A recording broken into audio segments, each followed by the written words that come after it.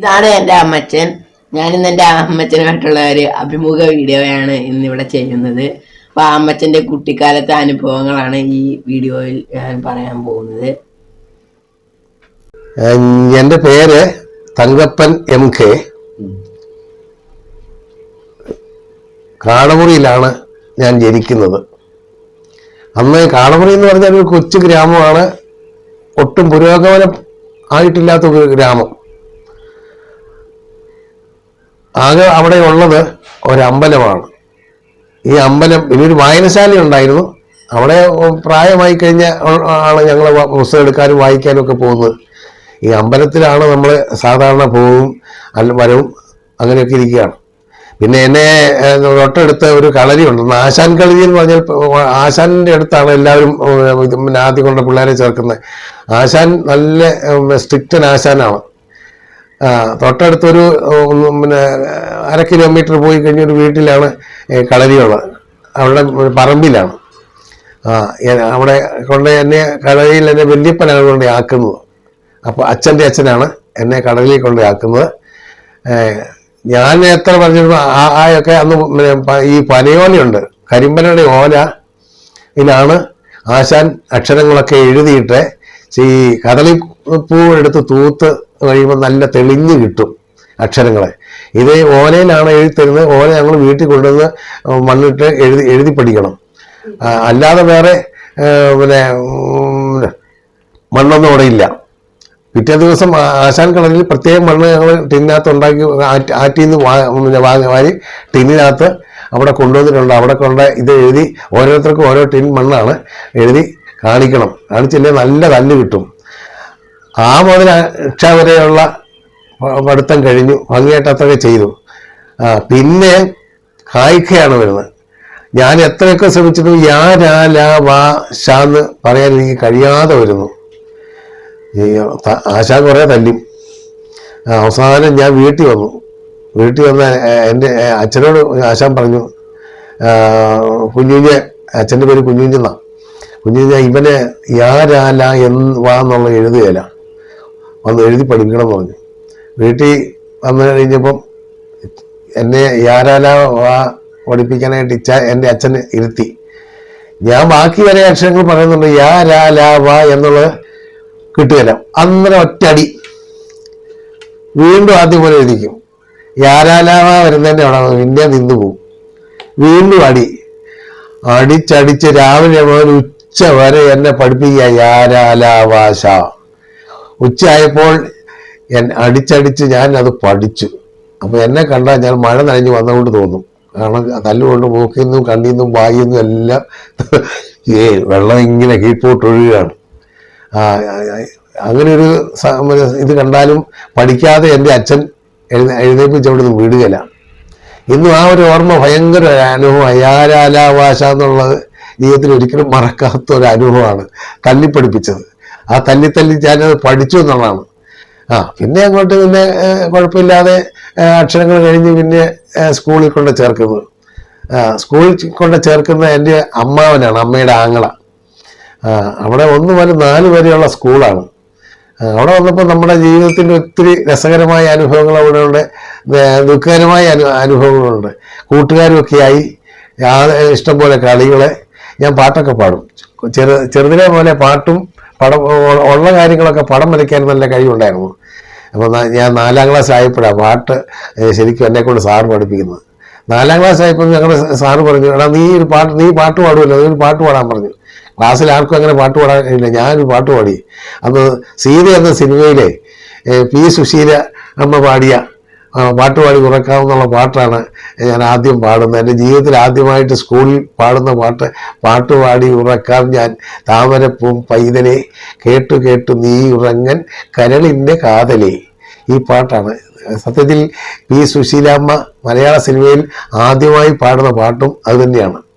അതൊക്കെ പിൽക്കാലത്ത് മനസ്സിലാക്കിയതാണ് അങ്ങനെയാണെന്ന്. പക്ഷെ ഞാൻ ഈ പാട്ട് വീട്ടിൽ എൻ്റെ അച്ഛനും അമ്മയൊക്കെ ചെറിയ പാട്ടുകാരാണ്, നല്ല ശരിക്കും അവർ പാട്ട് പാടും. ഇത് കേട്ട് പഠിക്കുകയാണ് ഞാൻ.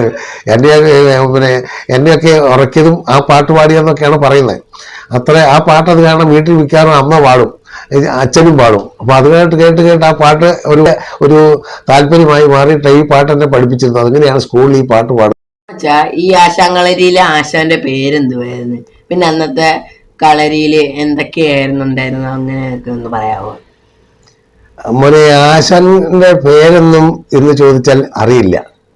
ആശാൻ ആശാന്ന് വിളിച്ചാൽ ഞങ്ങൾ ശീലിച്ചത് വീട്ടിലുള്ളൊരു ആശാനെ എന്ന് വിളിക്കുന്നുണ്ട്. ആശാൻ ആശാൻ എന്നാണ് പറയുന്നത്. അപ്പൊ അത് കാരണം ആശാന്റെ പേരിടയ്ക്ക് അച്ഛൻ ഇങ്ങനെ പറഞ്ഞു കേട്ടുണ്ട്. പക്ഷെ എന്താണെന്ന് ഇപ്പൊ ഓർക്കുന്നില്ല. അത് നാരായം പോലെ ഒരു വശം കൂർത്തിരിക്കുന്ന ഒരു മുനയുള്ളൊരു ഉപകരണമാണ് നാരായം. ഇതുകൊണ്ടാണ് ആശാൻ ഈ ഓലയിൽ ഇങ്ങനെ ഇടത്തെ കൈ തള്ളവിരലിന്റെ സ്വാധീനം കൊണ്ട് ഇങ്ങനെ കുറിച്ച് ഇടുന്നത്. അപ്പം അങ്ങനെ അവിടെ ആശാനെ എല്ലാവർക്കും പേടിയാ. ആശാൻ നല്ല നുള്ളും, ഭയങ്കര പേടിയാ. ഇന്നത്തെ പിള്ളേരെ നേഴ്സറി പോകണം. ഇന്നത്തെ നേഴ്സറി സ്കൂളൊക്കെ എന്ത് നല്ല സ്കൂളുകളാണ്. അന്ന് ഈ 4 തൂണിലൊരു വീട് പോലെ കെട്ടിയിട്ട് അത് 4 വശവും മറയ്ക്കും. അതിനുള്ളിൽ മൺതറയാ, മണ്ണുകൊണ്ട് തറയുണ്ടാക്കിയിട്ട്. അന്നത്തെ മൺതറ എന്ന് പറയുന്നത് ഇന്ന് സിവനിട്ട തറയേക്കാൾ നല്ല ബെസ്റ്റ് തറയായിരിക്കും അന്നത്തെ മൺതറ. അങ്ങനെ 2 വരിയിൽ കുട്ടികളൊക്കെ ഇരുത്തും. ആശാന്റെ നടുക്കൊരു കൊരണ്ടിയിലിരിക്കുകയാണ്. കൊരണ്ടിയാണ് അന്നത്തെ ആശാന്റെ സീറ്റ്. അങ്ങനെ കൊരണ്ടിയിലിരുന്നാണ് എഴുതാ, നീ എഴുതിയടാ, ഞാൻ എഴുതി, നീ എഴുതിയടാ, പേടിച്ചാണ് എഴുതിയത് പറയുന്നത്. നല്ല തല്ലും കിട്ടും. അങ്ങനെ ആണ് ആശാൻ കളി. അത് ഓരോരുത്തർക്കും ഓരോ സീറ്റുണ്ട്. അവരെ വന്നു കഴിഞ്ഞാൽ അവരുടെ സീറ്റിൽ ഇരുന്നുകൊണ്ട് ആ കയ്യിരിക്കുന്ന മണ്ണ് ആദ്യം നമ്മുടെ മുൻഭാഗത്ത് നിരത്തിയിടണം. നിരത്തിയിട്ട് ഈ ഓല നോക്കി നമ്മൾ അക്ഷരങ്ങൾ എഴുതുകയാണ്. അപ്പൊ ആശാൻ ചോദിക്കും, ഇന്നലെ എഴുതിയ അക്ഷരങ്ങൾ നിനക്കറിയാവാ? അറിയാം, എന്നാ എഴുതിക്കാം. നമ്മൾ അവൻ എഴുതി ശരിക്കും എഴുതിയില്ലേ അന്നേരം അടിയാ. പക്ഷെ അങ്ങനെ അന്ന് ആശാന്റെ അടിയൊക്കെ ഒരു അനുഗ്രഹമായിരുന്നു. ഇന്ന് പിള്ളേരെ തല്ലാനേ പറ്റുന്നില്ല. അങ്ങനെയുള്ള തല്ലുകൾ കിട്ടിയത് കൊണ്ടാണ് എനിക്ക് ഇന്ന് ഇവിടം വരെയെങ്കിലും എത്താൻ കഴിഞ്ഞെന്ന് ഞാൻ സന്തോഷിക്കുന്നു. ആശാനെ ഞാൻ ഇന്നാണ് സ്തുതിക്കുന്നു, ബഹുമാനിക്കുന്നു, ആദരിക്കുന്നു. അന്നൊക്കെ ആശാനെ കൈ കിട്ടിയ തിരുമ്മി കൊല്ലാനുള്ള ദേഷ്യമുണ്ട്. പക്ഷെ ഇന്ന് ആശാന്റെ കാര്യം ഓർക്കുമ്പോൾ മനസ്സുകൊണ്ട് ഞാൻ നമിക്കുന്നു, ശരീരം കൊണ്ട് നമിക്കുന്നു, സ്നേഹിക്കുന്നു. വിഷമമുണ്ട്. കാരണം ഇന്ന് അതുപോലെ ഉള്ള അനുഭവത്തിലാണ് ആശാൻ നമ്മളെ പഠിപ്പിച്ചത്. ആ നല്ല അനുഭവം ഇന്നെനിക്ക് ജോലി കിട്ടി, നല്ലൊരു വ്യക്തിയായി, നല്ലൊരു ജീവിതം കിട്ടി. അത്രയ്ക്ക് വരണമെങ്കിൽ അന്നത്തെ ആശാന്റെ അച്ഛനമ്മമാരുടെയും ആശാന്റെയും അങ്ങനെയൊക്കെയുള്ള അനുഗ്രഹവും ഈ ശിക്ഷയും രക്ഷയും ആണ് എനിക്കത് പ്രയോജനം ചെയ്തത്. അങ്ങനെയാണ് ആശാൻ കളരി അവിടെ കൊണ്ട് തീരുന്നത്. പിന്നെ എന്ന് പറഞ്ഞാൽ സ്കൂൾ എന്ന് പറയുമ്പോൾ ഞാൻ തൃക്കോതമംഗലം LP സ്കൂളിലാണ് എന്നെ ആദ്യം ചേർക്കുന്നത്. അവിടെ 1 മുതൽ 4 വരെയുള്ള പഠനം വളരെ രസകരമായിരുന്നു. ഇന്നത്തെ കാലം പോലെയൊന്നും അല്ല. പിന്നെ എന്ന് പറഞ്ഞാൽ സ്കൂൾ എന്ന് പറയുമ്പോൾ 4ാം ക്ലാസ്സാണ് പാട്ട് പാടിയത്. പക്ഷെ സ്കൂളിൽ ഞങ്ങൾ അതിരാവിലെ പോകും. അന്ന് പ്യൂണല്ല ബെല്ലടിക്കുന്നത്, പിള്ളേരാ ബെല്ലടിക്കുന്നത്. അത് ഞാൻ ഹൈസ്കൂളിലും ഞാൻ ജോലി ചെയ്യുന്ന സ്കൂളിൽ നിന്നപ്പോഴും എനിക്ക് ആ കൊതി മാറിയിട്ടില്ല. അധ്യാപകനായിട്ട് സ്കൂളിൽ വന്നു കഴിഞ്ഞപ്പോഴും ഞാൻ ആ കൊതി തീരാൻ വേണ്ടി പ്യൂണോട് ചുറ്റിയെ മേടിച്ച് ബെല്ലടിച്ചിട്ടുണ്ട്. അപ്പം അവിടെ രാവിലെ ചെന്ന് ചുറ്റി എടുക്കുന്നവൻ അന്നത്തെ ബെല്ല്. അവൻ മത്സരിച്ച് ഇതെടുക്കാൻ വേണ്ടി നേരത്തെ പോകും. ചുറ്റി ഉണ്ടെങ്കിൽ അന്ന് ബെല്ലടിക്കുന്നത് നമ്മളാ. എടാ ബെല്ലടിക്കുക, സാർ വന്ന് ഹെഡ് മാസ്റ്റർ എന്ന് പറയും, ബെല്ലടിക്കാറായി, ബെല്ലടിക്കുക ഉടനെ ഞങ്ങൾ ഇത് ബെല്ലടിക്കുകയാണ്. അങ്ങനെ ബെല്ലടിക്കുക എന്ന് പറഞ്ഞൊരു ഭയങ്കര പ്രസ്ഥാനം ഞങ്ങളിലൂടെ വളർന്നു വന്നു. അത് ഞാൻ 5ാം ക്ലാസ്സിൽ വേറൊരു സ്കൂളിൽ ചേർന്നപ്പോഴും ബെല്ലടിക്കാൻ ഞങ്ങൾ മനസ്സിലായിരുന്നു. അത് പിന്നെ 6, 7 ക്ലാസ്സിൽ പഠിച്ച സ്കൂളിൽ ചെന്നപ്പോഴും ബെല്ലടി ഞങ്ങളുടെ ഒരു വീക്ക്നെസ് ആയിരുന്നു. പിന്നെ ഞാൻ ഹൈസ്കൂളിൽ ചെന്നപ്പോഴും ഞാൻ ബെല്ലടിച്ചു. പഠിച്ചുകൊണ്ടിരുന്നപ്പോഴും ഞാൻ ബെല്ലടിക്കുമായിരുന്നു. അങ്ങനെ ആ ബെല്ലടി ജോലി കിട്ടി വന്നപ്പോഴും ആ സ്കൂളിൽ ഞാൻ ബെല്ലടിക്കും ഇടയ്ക്ക് കൊതികൊണ്ട്. അങ്ങനെ ഒരു രസകരമായ ഒരു അനുഭവം അന്ന് ഈ LP സ്കൂളിൽ പഠിക്കുമ്പോൾ ഉണ്ടായിരുന്നു. പിന്നെ പാട്ട് പാടുന്ന ഞാനിങ്ങനെ പാട്ട് എപ്പോഴും ഞങ്ങൾ കുറേ പിള്ളേരുണ്ട്, കുറച്ച് പേര് പാട്ടൊക്കെ പാടും, പക്ഷെ നന്നായിട്ട് പാടുന്നില്ല. അപ്പം ഞാനാണ് ഒരുവിധം നന്നായിട്ട് പാടുന്നത്. എന്നെക്കൊണ്ട് അന്നേരം ഒരു സാറ് ടീച്ചറാണ്, എടാ നീ ഇത് പാട്ട് പാടിക്കുകയെന്ന് പറഞ്ഞു. അപ്പം ഞാൻ ഈ പാട്ടാണ് പാടിയത്. പാട്ടുപാടിയുറക്കാം ഞാൻ താമര പൂമ്പൈതലേ, കേട്ടു കേട്ടു നീയുറങ്ങൻ കരളിൻ്റെ കാതലേ, കരളിൻ്റെ കാതലേ. ഈ പാട്ട് എല്ലാവർക്കും ഭയങ്കര ഇഷ്ടം, ഭയങ്കര കൈയ്യടിക്കുക, സാറ് വലിയ ഇഷ്ടം. പിന്നെ അവിടുന്ന് ആ വർഷം തീരുന്നവരെ മിക്കവാറും എന്നെക്കൊണ്ട് പല പാട്ടുകൾ സാറ് പഠിപ്പിക്കുമായിരുന്നു. അപ്പം അങ്ങനെ പാട്ടിനോടൊരു ഇൻട്രസ്റ്റ്, താല്പര്യം അന്ന് പോലെ തുടങ്ങി.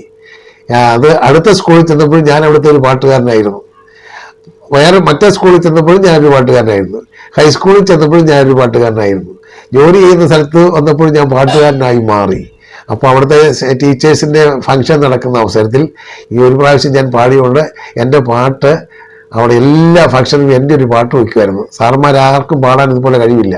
ദൈവം എനിക്ക് അങ്ങനെ അന്നൊരു കഴിവായിരുന്നു പാട്ട് പാടാൻ കഴിയുക എന്നുള്ളത്. പാട്ടൊന്നും പഠിച്ചിട്ടില്ല, പക്ഷേ കേട്ട് പഠിച്ച് ആ സംഗീതമൊക്കെ മനസ്സിലാക്കി ട്യൂണൊക്കെ മനസ്സിലാക്കിയാണ് ഞാൻ പാടുന്നത്, വീട്ടിൽ നിന്ന് പാടുകയൊക്കെ ഇരുന്നത്. അപ്പം അങ്ങനെ പാട്ടിനോട് താല്പര്യം ഉണ്ടായതുകൊണ്ട് ഹൈസ്കൂളിൽ ഇന്നും ഞാൻ പാടുന്നുണ്ട്. ഇന്നും എനിക്ക് പാട്ട് നഷ്ടപ്പെട്ടിട്ടില്ല. ഞങ്ങളുടെ പെൻഷൻ അധ്യാപകരുടെ മീറ്റിംഗ് വന്നവരും ഞാൻ പാട്ട് പാടുന്നുണ്ട്, സമുദായത്തിൻ്റെ മീറ്റിംഗ് വരുമ്പോഴും ഞാൻ പാട്ട് പാടുന്നുണ്ട്, പെൻഷൻ്റെ സംഘടനയുടെ മീറ്റിംഗ് വന്നവരും ഞാൻ പാട്ട് പാടുന്നുണ്ട്. അപ്പോൾ പാട്ട് ഇന്നും ഞാൻ തുടർന്നുകൊണ്ടേയിരിക്കുന്നു. LP സ്കൂളിൽ പഠിക്കുമ്പം എനിക്കൊരു കൂട്ടുകാരനുണ്ട്, അയൽവക്കത്തെ ബാലൻ എന്ന് പറയും. പുള്ളിക്ക് പൊതുവെ ഒരു കൊഞ്ഞയുണ്ട്. അത് കാരണം ഈ വർത്തമാനമൊക്കെ ശരിക്കും മനസ്സിലാകുമ്പോൾ ഞങ്ങളൊക്കെ മനസ്സിലാവുള്ളൂ. ഞങ്ങൾ രണ്ടും ഒരു ക്ലാസ്സിലാണ്, അപ്പുറം ഇപ്പുറം ഇരിക്കുന്നത്. അപ്പം അങ്ങനെ ഇരിക്കുമ്പോൾ അന്നത്തെ മലയാളം പാഠാവലിക്കകത്തൊരു പാട്ടുണ്ട്, ശ്രീകൃഷ്ണനെ പറ്റിയുള്ളതാണ്. നിറന്ന പീലികൾ നിരക്കവേ കുത്തി, അങ്ങനെ ഒരു പാട്ടുണ്ട്. ഞാനത് കാണാൻ പഠിച്ചു. ഈ ബാലൻ എൻ്റെ കൂട്ടുകാരൻ എത്ര പറഞ്ഞാലും ശ്രമിക്കുന്നില്ല, ഞാൻ പറയുന്നതെല്ലാം അവന് പറഞ്ഞു കൊടുക്കുകയാണ്. അങ്ങനെ പറഞ്ഞു കൊടുത്താണ് സാറിൻ്റെ തല്ല് കൊള്ളിക്കാതെ ഞാൻ അവനെ ആ പാട്ട് പാടിപ്പിച്ചത്. അത് എന്നും അവൻ ഓർക്കും. അവൻ എൻ്റെ അടുത്തേ ഇരിക്കുള്ളൂ ഈ പാട്ട് വരുന്ന സമയത്ത് പാട്ട് പാടി കൊടുക്കാൻ വേണ്ടി. ഞാൻ പറയുന്നത്, ഞാൻ ഇങ്ങനെ സിനിമയുടെ ഡയലോഗ് പറഞ്ഞതുകൊണ്ട് ഞാനിത് പറഞ്ഞു കൊടുക്കാൻ പാടും. അങ്ങനെ അവൻ്റെ ഇഷ്ടം. പാവം ഇന്നില്ല എങ്കിലും ആ കാലത്തെ ആ കൂട്ടുകാരനെ മറക്കാൻ കഴിയില്ല. പിന്നെ വേറൊരു കൂട്ടുകാരനുണ്ടായിരുന്നു, എന്നും ഞങ്ങൾ അങ്ങോട്ടും ഇങ്ങോട്ടും കളിയാക്കിയേ ഓടുകയുള്ളൂ. ഞാൻ മാത്തുക്കുട്ടി എന്നാ പേര്. ഞാൻ അവനെ മാത്തുക്കുട്ടി ഈന്തപ്പഴം ഭരണി പഞ്ചാര എന്ന് പറഞ്ഞ് കളിയാക്കും. അവനെ അങ്ങനെ ഞങ്ങൾ കളിയാക്കുകയും ഭയങ്കര സ്നേഹമായിരുന്നു. പിന്നീട് അവനെ കാണുന്നത് ഞാൻ സിവിൽ എഞ്ചിനീയറിംഗ് പഠിക്കാൻ പുതുപ്പള്ളി ചെന്നപ്പോൾ അവനും ചേരാൻ വന്നു. അങ്ങനെയാണ് അവനെ കാണുന്നത്. ഇപ്രാവശ്യം ഞങ്ങളുടെ സിവിൽ എഞ്ചിനീയറിംഗ് പിള്ളേരല്ല 41 വർഷം കഴിഞ്ഞ് ഞങ്ങൾ കൂടുമ്പോൾ എല്ലാവരും പെൻഷനേഴ്സാണ്. അപ്പോൾ അവന് വരാൻ കഴിഞ്ഞില്ല, അവൻ്റെ കാല് മുറിച്ച് അവൻ വിശ്രമത്തിലായിരുന്നു. അതുമാത്രം അവനെ കാണാൻ കഴിയാത്തൊരു ദുഃഖമുണ്ട്. അങ്ങനെ 2 പേരാണ് എൻ്റെ ജീവിതത്തിലെ പ്രൈമറി സ്കൂളിലെ 2 കൂട്ടുകാർ. ഈ അവധിക്കാരെന്ന് പറഞ്ഞാൽ ഞങ്ങളുടെ താഴ്വശം ഒരു പാടമാണ്. ഈ പാടത്ത് ഞങ്ങളെല്ലാവരും കളിക്കാൻ കൂടും. അതാണ് അവധിക്കാലം. ഇന്നത്തെ അവധിക്കാലം പോലെ പഠിക്കുകയല്ല. അവധി കളിക്കാൻ എങ്ങനെ തിരക്ക് വിളിച്ചാൽ ഞങ്ങളുടെ ഒരു കളി പാടത്താണ്. ആ പാടത്തിനൊരു മാവുണ്ട്, ഒരു നാട്ടുമാവ്, ഭയങ്കര വലിപ്പമുള്ളൊരു മാവെന്ന് പറഞ്ഞാൽ ഇത്രയും നല്ലൊരു മാവ്. അതെല്ലാം വെട്ടിക്കളഞ്ഞ് ഞങ്ങൾക്ക് എന്നും ഒരു സങ്കടമാണ്. ഈ മാമ്പഴം വീഴും. ഞങ്ങളുടെ അടുത്ത് മാണി എന്ന് പറയുന്നൊരു കൂട്ടുകാരനുണ്ട്. ഞങ്ങൾ മാങ്ങ പെറുക്കാൻ നിൽക്കുമ്പം ഒരിക്കലൊരു മാങ്ങ വീണു. അവനും ചെന്ന് പിടിച്ചു. അവസാനം അവൻ എന്നെ തട്ടിപ്പറിച്ചപ്പോൾ എനിക്ക് ഭയങ്കര വിഷമമായി. ഞാൻ അവൻ്റെ കൈക്കിട്ട് കടിച്ചു മുറിഞ്ഞു. ആ മാമ്പഴം ഞാൻ മേടിച്ചുകൊണ്ട് വീട്ടിൽ ചെന്നു. അവൻ്റെ അമ്മ അവനെ കൊണ്ട് വീട്ടിൽ വന്നു. അച്ഛനോട് പറഞ്ഞു, എന്നെ പൂര തല്ലെന്ന് എനിക്ക് കിട്ടി. ആ ഒരു മാങ്ങയുടെ വേണ്ടി കടിച്ചതിന്. അന്നത്തെ ഒരു വാശി അങ്ങനെയായിരുന്നു. ഒന്നിച്ചൊരു മാങ്ങയെ 2 പേരും പിടുത്തം വീണ്ടും അവൻ പിടിച്ച് മേടിച്ചു. ആ വാശിക്ക് ഞാൻ അവനെ കടിച്ചത്. പക്ഷെ ഇന്ന് ഓർക്കുമ്പോൾ അതൊരു വിഷമമുണ്ട്. അവനാള് ഇന്ന് ഇല്ല, ഈ ലോകത്തിന് ഒരാളില്ല. പക്ഷെ ഓർക്കുമ്പോൾ വിഷമമുണ്ട്. ആ വിഷമം കൊണ്ട് അവനെ എന്നും ഓർക്കും. ഒരിക്കലും മറക്കാത്ത ഒരു ഓർമ്മയാണത്. ഇവിടെ 5ാം ക്ലാസ്സിൽ പഠിക്കുന്ന സമയത്ത് മറ്റൊരു രസകരമായ സംഭവം എന്ന് പറഞ്ഞാൽ, രസകരമല്ല, അല്പം വിഷമമുള്ള, ഞാൻ കൂടുതൽ വിഷമിച്ചൊരു സംഭവം. എല്ലാ സാറന്മാർക്കും അച്ഛനെ അറിയാവുന്നതുകൊണ്ട് എന്നെ പഠിപ്പിക്കണം എന്നൊരു താല്പര്യം അവരുള്ളതുകൊണ്ട് നല്ല തല്ല് വരും. വലിയ കംപ്ലൈൻറ്റ് ഇല്ലെന്ന് എനിക്ക് വീട്ടിൽ ചെന്ന് പറയാനും പറ്റുകയില്ല. അങ്ങനെ ഇരിക്കെ എന്നെ കണക്ക് പഠിപ്പിക്കുന്ന സാറ് കല്ലടിയിലെ സാറാണ്. പേരെത്ര ഓർക്കുന്നില്ല, മറന്നുപോയി. കല്ലടിയിലെ സാറിൻ്റെ മോനും ഞങ്ങളുടെ ക്ലാസ്സിൽ പഠിക്കുന്നുണ്ട്, 5ാം ക്ലാസ്സിൽ. ഈ അന്ന് സാറ് രാവിലെ വന്ന് ഈ ക്ലോക്കിൻ്റെ സൂചിയും ആ അക്കങ്ങളും തമ്മിലുള്ള സമയവ്യത്യാസമാണ് ഞങ്ങളെ പഠിപ്പിച്ചുകൊണ്ടിരുന്നത്. അപ്പം വലിയ സൂചി എന്താണെന്നും ചെറിയ സൂചി എന്താണെന്നും പിന്നെ കൊച്ചു സൂചി വേറെ ഉണ്ട്, അതെന്താണെന്നും ഒക്കെ പഠിപ്പിക്കുക. ക്ലോക്കെന്ന് ഞാൻ കണ്ടിട്ടേ ഇല്ല. ക്ലോക്ക് എന്ന് പറഞ്ഞ സാധനം കണ്ടില്ല. സാറ് ബോർഡെ വരച്ച് കാണുന്നേ ആണുള്ളൂ. അപ്പം അങ്ങനെ പറഞ്ഞപ്പം മനസ്സിലായി. അപ്പം ചെറിയ സൂചി ഒരക്കത്തെ പോകുമ്പം 1 മണിക്കൂറാണ്. വലിയ സൂചി ഒരക്കത്തിലേക്ക് പോകുമ്പോൾ 5 മിനിറ്റാണ്. ചെറിയ സൂചി ഓരോ ചെറിയ അക്കം കിടന്നാണ് പോകുന്നത്. അപ്പം അത് നോക്കണ്ട. ഈ വലിയ സൂചിയും ചെറിയ സൂചിയും തമ്മിൽ മാറുന്നതാണ് സാറ് കൂടുതൽ നമ്മളെ മറ്റേ സെക്കൻഡ് സൂചിയാണ്. ഈ മിനിറ്റ് സൂചിയും മണിക്കൂർ സൂചിയും ആണ് നമ്മൾ ഇവിടെ കണക്കിന് സാർ എടുത്തിരിക്കുന്നത്. അപ്പം 11 സമയത്ത് ഉദാഹരണം സാർ പറയാം, 11 സമയത്ത് ചെറിയ സൂചി 11 വലിയ സൂചി 12 നിൽക്കണം. അങ്ങനെയാണ് 11. ഇങ്ങനെയെല്ലാം പഠിപ്പിച്ച് കഴിയുമ്പോൾ സാറ് വലിയ സൂചിയുടെ ദൂരം പറഞ്ഞു, ചെറിയ സൂചിയുടെ ദൂരം പറഞ്ഞു. അപ്പം ചെറിയ സൂചി 12നും 1നും ഇടയിൽ നിൽക്കുമ്പോൾ വലിയ സൂചി എവിടെയാണെന്ന് ചോദിക്കും. അപ്പം നമ്മൾ കണക്കൂട്ടി പറയണം, വലിയ സൂചി അടിയിൽ 6 നിൽക്കണം. 11 കഴിഞ്ഞ് വലിയ സൂചി 11 കഴിഞ്ഞ് നിൽക്കുമ്പോൾ പിന്നെ 2ന് നടുക്കാണെങ്കിൽ വലിയ സൂചി അടിയിൽ 6 വരി കഴിയുമ്പം 11 ആവും. അങ്ങനെയാണ് കണക്ക് കൂട്ടുന്നത്. ഇങ്ങനെയെല്ലാം തലേദിവസം പറഞ്ഞാൽ ഫസ്റ്റായിട്ട് പഠിച്ചു. ഞങ്ങളും പഠിച്ചു വീട്ടിൽ ചെന്നു. പിറ്റേ ദിവസം സാറ് തലേദിവസം പഠിപ്പിച്ച് സമയം പഠിപ്പിക്കുക ക്ലോക്ക് ആയിട്ട്. സാറിനെ കാണുമ്പോൾ തന്നെ നമുക്ക് പേടിയാ, വിറച്ചാ നിൽക്കുന്നത്. അപ്പം ഗവപ്പോഴേക്ക് സാറ് എന്നെ ആദ്യം പിടിക്കുന്നത്. എപ്പോൾ ചെന്നാലും എന്നെ പിടിക്കുകയുള്ളൂ. കാരണം ഞാൻ പേടിച്ച് വിറച്ചായിരിക്കുന്നത്. ആണ് സാറ് ക്ലാസ്സിൽ വന്നു. നീ എഴുതേടാ അകപ്പ, എന്നോട് എഴുന്നേക്കാം. ഞാൻ എഴുന്നേറ്റ് വന്നു. ഇന്നലെ പഠിപ്പിച്ചൊക്കെ ഓർക്കുന്നുണ്ടോ? ഉണ്ട് സാറേ, ഓർക്കുന്നുണ്ട്. അപ്പം വലിയ സൂചി 2ൽ, ചെറിയ സൂചി 3ൽ. 2 കഴിഞ്ഞിട്ട് നിൽക്കുന്നു, ചെറിയ സൂചി 3ൽ. സമയം എത്രയാടാ? എത്ര സൂചിച്ചാൽ എനിക്ക് പറയാൻ കഴിയുന്നില്ല. അന്നേരം ഒറ്റയടി ചന്തിക്കട്ടെ. ഞാൻ പൊങ്ങി താഴുക. തല്ലി വീണ്ടും സാർ എന്നെ കൃത്യമായി പഠിപ്പിച്ചു. ഈ ചെറിയ സൂചി ഇത്ര നിൽക്കും, വലിയ സൂചി ഇത്ര നിൽക്കും, സമയം എത്രയാന്ന് പഠിപ്പിച്ചു. ഉച്ചയായപ്പോഴത്തേക്ക് സാറ് എന്നെ തന്നെ പഠിപ്പിച്ചു. തല്ലുകൊള്ളാതെ മറ്റു പിള്ളേരും പഠിക്കേണ്ടി വന്നു. തല്ലുകൊണ്ട് ഞാനും പഠിച്ചു, തല്ലുകൊള്ളാതെ മറ്റു പിള്ളേരും പഠിക്കേണ്ടി വന്നു. പഠിച്ചു എല്ലാവരും. ഉച്ചയായപ്പോഴത്തേക്ക് എൻ്റെ കണ്ണിൽ കൂടെയും മൂക്കിലൂടെയും വായിലൂടെയും എല്ലാം ഞാൻ മരന്നടിഞ്ഞുകൊണ്ട് വെള്ളമായി.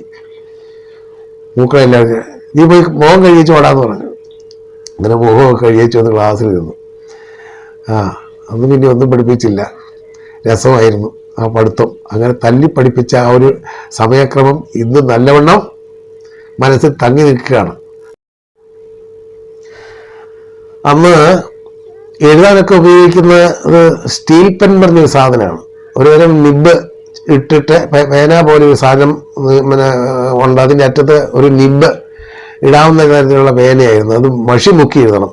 ഈ മഷിയൊക്കെ അന്ന് വിലക്ക് കിട്ടും. അത് ചെറിയ കുപ്പിക്കകത്ത് നമ്മൾ സ്കൂളിൽ കൊണ്ടുപോവുക, എന്നിട്ട് അവിടെ വെക്കുക. ഈ മഷിയുടെ കാലം വന്നു കഴിഞ്ഞപ്പം എങ്ങനെ നോക്കിയാലും ഷർട്ടയിലും നിക്കറിലും ഒക്കെ മഷി പെരളുമായിരുന്നു. അങ്ങനെ ഒരു കാലഘട്ടമായിരുന്നു അത്. അത് അന്ന് സ്കൂളിൽ പോകുമ്പം ഇന്നത്തെ പോലെ ബാഗുകളൊന്നും ഇല്ല. ഈ കയ്യിലിങ്ങനെ പിടിക്കണം. നമ്മൾ കൈ മടക്കിലിങ്ങനെ പുസ്തകം പിടിച്ചോണ്ടാണ് പോണത്. ഒരു കൈ കുപ്പി മഷിയും വേണം. മഷി എഴുതുന്ന മഷി, ഒരു സ്റ്റീൽ പെൻ എന്ന് പറഞ്ഞൊരു സാധനമാണ്. പെന്ന് പോലെ ഒരു നീണ്ട ഒരു തണ്ടിൻ്റെ അറ്റത്തെ നിബ് കുത്തി മഷി മുക്കി എഴുതുകയാണത്. മഷിയും കൊണ്ടുപോകണം. അങ്ങനെ ഇത് കൊണ്ടുപോകുന്ന സമയത്ത് നമ്മൾ ആ ക്ലാസ്സിൽ വെച്ച് എഴുതി കഴിഞ്ഞിട്ട് തിരിച്ചു കൊണ്ടുപോകണം. എങ്ങനെയെങ്കിലും ഏതെങ്കിലും തരത്തിൽ പിന്നെ ഒരു കൈ മുട്ടി കഴിഞ്ഞാൽ മഷി ദേഹത്തും എല്ലാം വീഴും. അങ്ങനെ എത്ര നോക്കിയാലും ഷർട്ടിലൊക്കെ മഷി ഇല്ലാതെ ഒരു ദിവസം ഇല്ല. അങ്ങനെ ഒരു കാലഘട്ടം ഉണ്ടായിരുന്നു. ഇന്നത്തെ പിള്ളേരെ വെച്ച് നോക്കുകയാണെങ്കിൽ ഇന്ന് പേന ഏത് തരത്തിലുള്ള പേനയുണ്ട്, ഒരു തരത്തിലും അവനവൻ്റെ ഡ്രസ്സിൽ മഷി പറ്റാത്ത രീതിയിൽ ഉപയോഗിക്കാവുന്ന പുതിയ മോഡൽ പേനയുണ്ട്. അന്ന് ക്ലാസ്സിൽ ഏതായാലും അന്ന് ബെഞ്ച് ഉണ്ടായിരുന്നിരിക്കാൻ, ആ ബെഞ്ച് തറയിലല്ല ബെഞ്ചിൽ ഇരുന്നുകൊണ്ട് ബുക്കും പുസ്തകവും താഴെ വെക്കുകയായിരുന്നു. താഴെ വെച്ചിട്ടാണ് ഇതൊക്കെ ചെയ്യുന്നത്. അതൊരു അനുഭവം. അന്ന് ശരിക്ക് കുടയില്ല, അന്നൊക്കെ കുട ശീലക്കുടയില്ല, പിന്നെ ഈ ഓലക്കുടയുണ്ട്, ചിലയിടത്ത് ഓലക്കുടയുണ്ട്. നമുക്ക് ഈ 1 മുതൽ 4 വരെ പഠിച്ച സ്കൂളിൽ എനിക്ക് ഓലക്കുട മേടിച്ചു തന്നു. കാരണം ഞങ്ങളുടെ അടുത്ത് ഈ പനിയോല കൊണ്ട് ഓലക്കുട നിർമ്മിക്കുന്ന ഒരു മൂത്താശാനുണ്ടായിരുന്നു. പുള്ളി ആ മൂത്ത പണിക്കൻ ഓല ഉണ്ടാക്കി കൊടുക്കുന്ന കാശുള്ള അവിടുത്തെ അന്നത്തെ വലിയ വീട്ടുകാർക്ക് ഈ ഓല കൊണ്ട് കുട ഉണ്ടാക്കി കൊടുക്കുന്നതാണ്. അങ്ങനെ അയലൊക്കത്തായതുകൊണ്ട് എൻ്റെ അച്ഛൻ പറഞ്ഞുകൊണ്ട് ഒരു ഓലക്കുട നമുക്ക് കിട്ടി. അപ്പോൾ ഇതന്നുണ്ടായിരുന്നു. ഈ 5ാം ക്ലാസ്സിൽ പഠിക്കുന്ന സമയത്ത് അത് കിട്ടിയിട്ടില്ല. അപ്പം ഞങ്ങൾ ചിലപ്പോൾ മഴ നനഞ്ഞു പോകും. മഴ നനഞ്ഞ് ഓടി എവിടെയെങ്കിലും തെങ്ങിൻ്റെ ചോട്ടിലൊക്കെ കയറി നിൽക്കുകയാണ്. പിന്നെ വേറൊരു കൂട്ടുകാരുണ്ട്, അവനുമായിട്ട് ഒന്നിച്ച് പോകുന്നത് ചേമ്പല എടുക്കും. വലിയ ചേമ്പല എടുത്ത് മുറിച്ച് ചൂടിക്കൊണ്ടാണ് പോകുന്നത്. അതൊരു വലിയ അനുഭവമല്ലേ. ഇന്നത്തെ കുട്ടികളും അന്നത്തെ കുട്ടികൾ പ്രൈമറി ക്ലാസ്സിൽ പോലും പഠിക്കുന്ന അനുഭവം ഒരു വലിയ വ്യത്യാസത്തിലാണ് എനിക്ക് ഇന്ന് കാണാൻ കഴിയുന്നത്. ഇന്ന് ബാഗുണ്ട്, നല്ലതിനം കുടയുണ്ട്, പേനയുണ്ട്, പുതിയ തരം ബുക്കുകളുണ്ട്, സ്ലേറ്റ് വേണ്ട, പിന്നെ യാത്ര ചെയ്യാൻ എല്ലാവിധ സൗകര്യങ്ങളും ഉണ്ട്. അന്ന് നടന്നു പോകണം. ഞാൻ ഈ ഹൈസ്കൂളിലൊക്കെ പഠിക്കുന്ന സമയത്തും പുതുപ്പള്ളിലൊക്കെ പഠിക്കുന്ന സമയത്തും അത്രയും ദൂരം എന്നും നടന്നാണ് പോയി പഠിച്ചുകൊണ്ടിരുന്നത്. അത് ഒരു കണക്കിന് പറയുകയാണെങ്കിൽ അതൊരു ആരോഗ്യം കൂടിയാണ് ഈ നടക്കുക എന്നുള്ളത്. ഇന്നിപ്പം ഒരു പിള്ളേരും നടക്കുന്നില്ല. അതിൻ്റെ ആരോഗ്യത്തിൻ്റെ പ്രശ്നം ഇന്ന് പിള്ളേരിലും കാണാനുണ്ട്. അന്ന് ഞങ്ങൾ നടക്കുകയായിരുന്നു കൂടുതൽ സമയം. ഇന്നും നടക്കുന്നുണ്ട്. എനിക്ക് നടക്കുന്ന വളരെ ഇഷ്ടമാണ്. നടക്കുകയും നിൽക്കുകയും ചെയ്യുക എന്ന് പറഞ്ഞാൽ എനിക്ക് വലിയ ഒരു താല്പര്യമാണ് അന്നും ഇന്നും. പക്ഷെ അതാണ് അന്നത്തെ പ്രൈമറി ക്ലാസ്സുകളിലെ അനുഭവങ്ങളൊക്കെ അന്നാണ്. അന്ന് കഴിഞ്ഞാൽ സ്കൂളിൽ നിന്ന് ആ ക്ലാസ്സുകളിലൊക്കെ പഠിക്കുമ്പോൾ ഉച്ചയ്ക്ക് സ്കൂളിൽ കഞ്ഞിയുണ്ട്, നല്ല കഞ്ഞിയും പയറും. എനിക്ക് വീട്ടിലൊരു കിണ്ണമുണ്ട്, ഓടുകൊണ്ടൊരു സ്റ്റീൽ പാത്രം പോലൊരു പാത്രമാണ്. ഈ പാത്രം കൊണ്ടുപോയില്ലേ അച്ഛൻ അടിച്ച് കൊണ്ടുപോയിക്കും. ഇതിങ്ങനെ പുസ്തകത്തിൻ്റെ കൂടെ വെച്ച് ഞങ്ങളുടെ സിറ്റിയുണ്ട്, ഒരു ചെറിയ സിറ്റിയാണ്. ആ കടയിലാണ് എല്ലാവരും കൂടുന്നത്. ആ സിറ്റി കടന്ന് വേണം താഴേക്ക് പോകാനായിട്ട്, സ്കൂളിലേക്ക് പോകാൻ. അവിടെ നിന്ന് എങ്ങനെയോ തെന്നിയിട്ട് ഈ പാത്രം താഴോട്ട് വേണം. വെടി വെക്കുന്ന പോലെ ഒച്ചയായിരുന്നു. ഞാൻ നാണിച്ചു പോയി, വലിയ വിഷമമായി. ആ കടലിൽ നിന്നെല്ലാം ഇറങ്ങി വന്നു.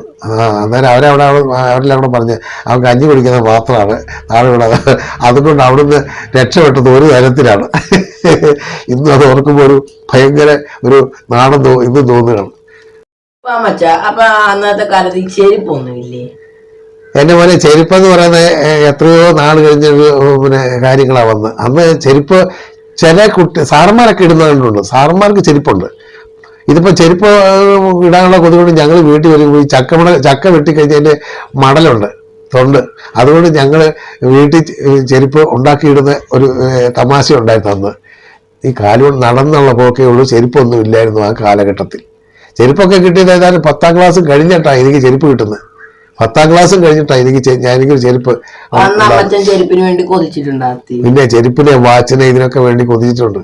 ഒരു വാച്ച് കിട്ടിയത് 10ാം ക്ലാസ് കഴിഞ്ഞ് ഞാനിങ്ങനെ അമ്മാവൻ്റെ അടുത്ത് ചെന്നപ്പോൾ, കല്യാണത്തിൽ വേണ്ടി അമ്മാവനുണ്ട്, അമ്മാവൻ്റെ അടുത്ത് ചെന്നപ്പോൾ അമ്മാവൻ്റെ മക്കൾക്കൊക്കെ വാച്ചുണ്ട്, എനിക്ക് വാച്ചില്ല.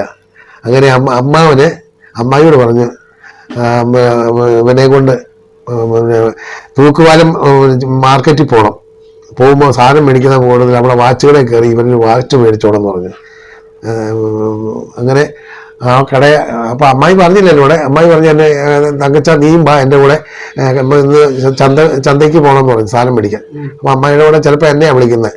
ഉള്ളതിൽ മൂത്ത ഞാനാ.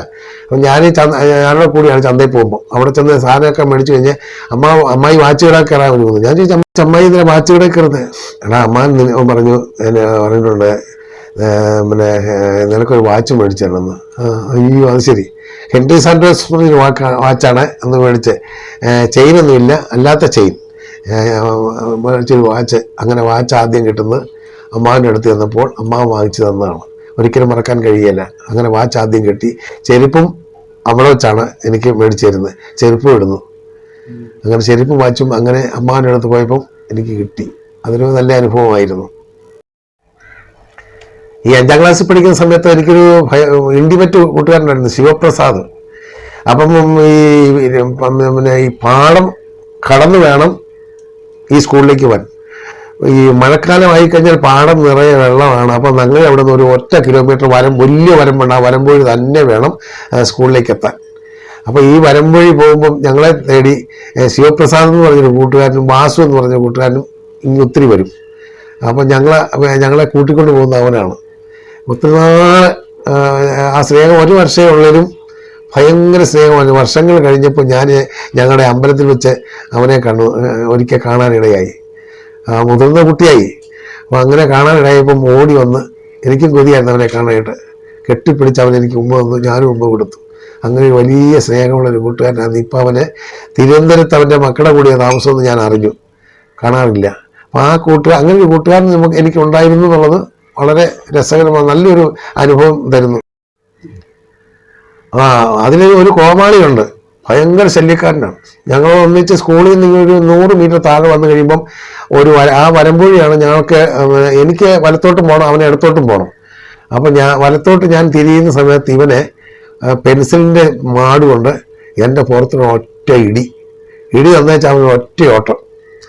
ഞാൻ അവൻ്റെ പുറകെ പോയില്ല, ഞാൻ തിരിച്ചില്ല, ഇങ്ങോട്ട് പോകുന്നു. അപ്പോൾ എൻ്റെ കൂടെ വേറൊരു കൂട്ടുകാരുണ്ട്, ഉണ്ണി എന്ന് പറയുന്നൊരു കൂട്ടുകാരുണ്ട്.